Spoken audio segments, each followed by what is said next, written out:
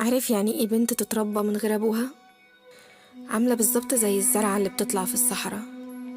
هي بتنبت وكل حاجة، بس تلاقي صفاتها وشكلها وريحتها غير اي زرع تاني حد كان بيهتم بيه. زرعة طلعت على قلة المية وقسوة المكان. بس انت مامتك ربنا يخليها لك ما سابتكيش. ربنا يخليها لي، دي احلى حاجة في عمري. انا عارفة انت عاوز تقول ايه، بس انا بفضفض معاك، بوصف لك اللي حاساه. طيب احكي، انا سامعك. فاكر لما قلتلك الزرعة اللي بتطلع في الصحراء محتاجة ايه عشان تبقى صفاتها حلوة؟ أرض صالحة ومية حلوة. أنا أمي بقى كانت الأرض الصالحة، وبابا كان المفروض يكون المية الحلوة، والمية دي ما كانتش موجودة. طب يا مي ما تعتبريه ميت، ما ياما بنات طلعوا لها ابهاتهم ميتة. برضه ناقصهم حتة.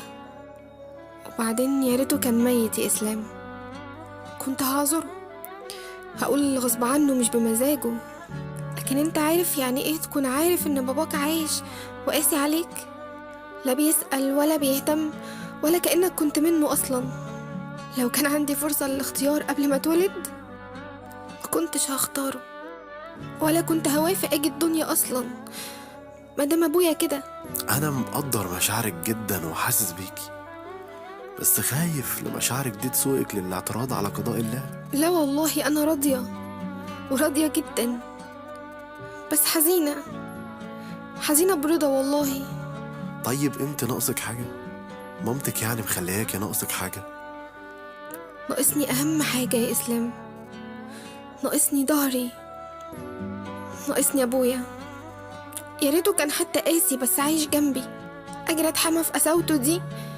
المهم حاجة استخبى وراها وما كنتش حاسة ان حد بيمن عليا. طيب ما انا معاك اهو، سندك وظهرك، ولا انا قصرت في حاجة؟ طيب دلوقتي انت معايا، وربنا يديمك نعمة في حياتي. أنا بتكلم على اللي عشته طول السنين اللي فاتت، مش بيروح من بالي.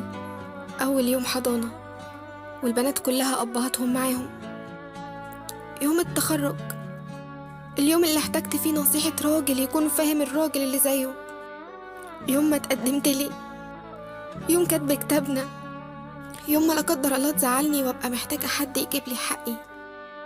كل دي أيام أنا كنت محتاجة أبويا فيها.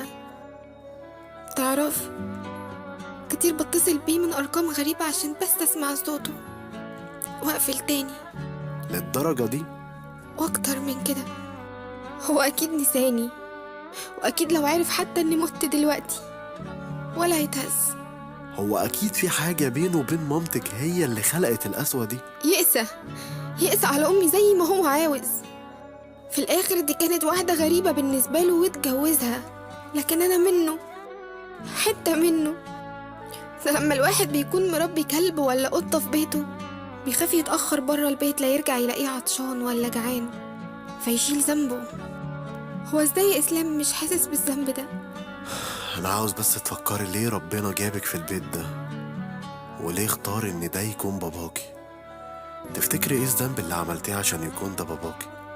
انا اتولدت لقيت نفسي كده، اكيد مفيش ذنب وصلني لده.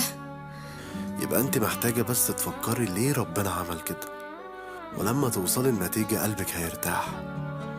انت بميت راجل وقد المسؤولية، ودي اكتر حاجة خلتني اختارك دونا عن كل البنات.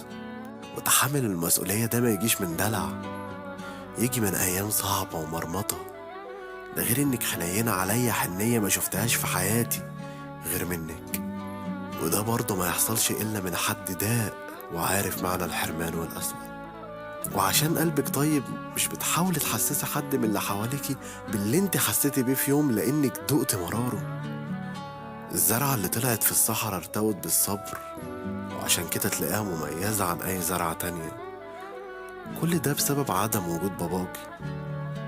ربنا عالم بكل واحد فينا وعارف هو ناقصه ايه بالظبط، فطالما هو اللي اختار لنا اعرف ان احسن حاجة لينا. ما تبصيش بس ربنا خد منك ايه، بس كمان لما اخد ادالك ايه.